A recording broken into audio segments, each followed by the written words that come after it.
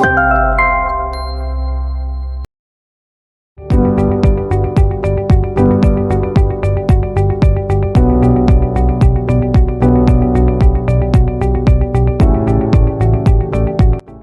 күн, құрметті әріптестер. Бүгінгі тақырыбымыз күрделі бұзылыстар туралы болады.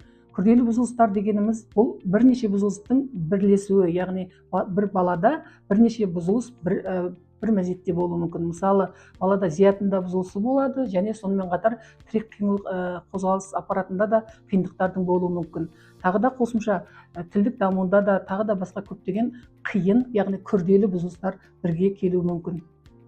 Күрделі бұзылыстары бар балалардың көптеп кездесетін ерекшелігі деп айтуға да болады, ол ақыл ойындағы тежелістердің болуы. Ақыл ойындағы тежелістерді, яғни зияттың бұзылуын 4 деңгейде бөліп айтады. Ол біріншісі жеңіл түрдегі бұзылыстар, екінші орташа, үшінші ауыр және төртінші терең түрдегі зияттың бұзылуы болып бөлінеді. Күрделі бұзылыстары бар балалардың ерекшелігіне келетін болсақ, бұл балаларда есте сақтау қабілеті төмен болуы мүмкін. Кей жағдайларда оқыған сабақтарын, әлде болмаса үйренген бір дағдыларын ұмытып қалып, ол қайтадан үйренуі де мүмкін. Сонымен қатар балалардың ойын іс-әрекетінде де артта қалулар, яғни қиындықтар кездеседі. Негізгі бізге өмірімізге қажетті ол өзіне қызмет көрсету дағдылары болып табылады. Ал күрделі бұзылыстар бар балаларда осы дағдылардың болмауы, әлде болмаса жеткіліксіз дәрежеде болуы да мүмкін. Балалар яғни өзінің киімін киіп, тамағын жеу, яғни осы ең негізгі керек, өмірге керек осындай дағдылардың болмауы да мүмкін. Сонымен қатар балалардың сөйлеу тіліндегі ауыр бұзылыстары болуы мүмкін. Оған мысалы қарым-қатынас дағдыларының жоқтығы, яғни дамымағандығын айтуға болады. Қарым-қатынас дағдылары бұл адам өміріндегі ең маңызды дағдылардың бірі деп айтуға болады. Егер бала яғни басқа балалармен, өзінің құрбыластарымен сөйлеспесе, араласпаса, және олармен ақпарат алмаспаса, онда ол екінші басқа бұзылыстардың да пайда болуы мүмкін.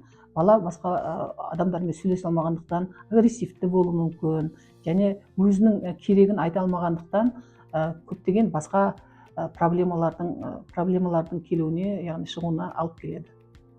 Күрделі бұзылыстары бар балалардың оқуында да көптеген қиындықтар туындайды, яғни олардың зейін тұрақсыздығы, тағы да оның танымдық қабілетінің төмендігіне байланысты арнайы бағдарламалар арқылы оларды оқыту керек.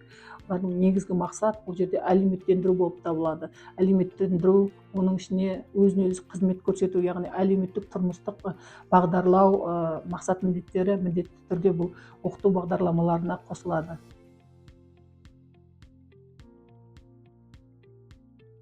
Күрделі бұзылыстары бар балаларды оқытуда, дамытуда оларға қарым-қатынастың балама түрлерін берген жөн, яғни құралдарды берген жөн. Балама қарым-қатынас құралдары балалардың басқа қоршаған ортадағы адамдармен сөйлесіп, яғни өзінің ойын бөлісуге көмектеседі. Сонымен қатар бұндай күрделі бұзылысы бар балалармен сабақтарды, яғни жеңілдетілген, арнайы өзінің бағдарламалары бойынша жұмыс жасау керек. Біздің орталықта мысалы күндізгі келу топтарында, жеке келетін сабақтарда да біз арнайы бағдарламаларды қолданамыз. Атап өтетін болсақ, ол Ерсарина Аля Қасымханова мен Юлдабаева Дина Рүстемованың жазған бағдарламасын біз өзіміздің жұмыстарымызда қолданамыз.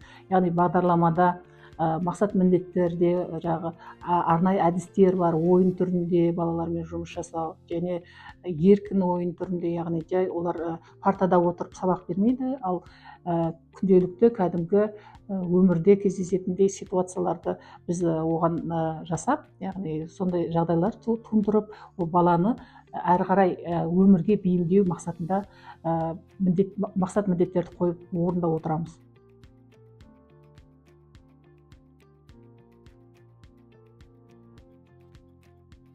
Күрделі бұзылыстары бар балалардың тиімді әлеуметтенуі ол сабақтардың ерте басталуына тікелей байланысты болып табылады. Сонымен қатар педагогтар міндетті түрде ата-аналармен бірлесе отырып жұмыс жасау керек. Ата-аналармен бірлесе отырып жұмыс жасап, күрделі бұзылыстары бар балалардың әлеуметтік және кәсіби бағдарлануына көмектесіп септігін тигізеді.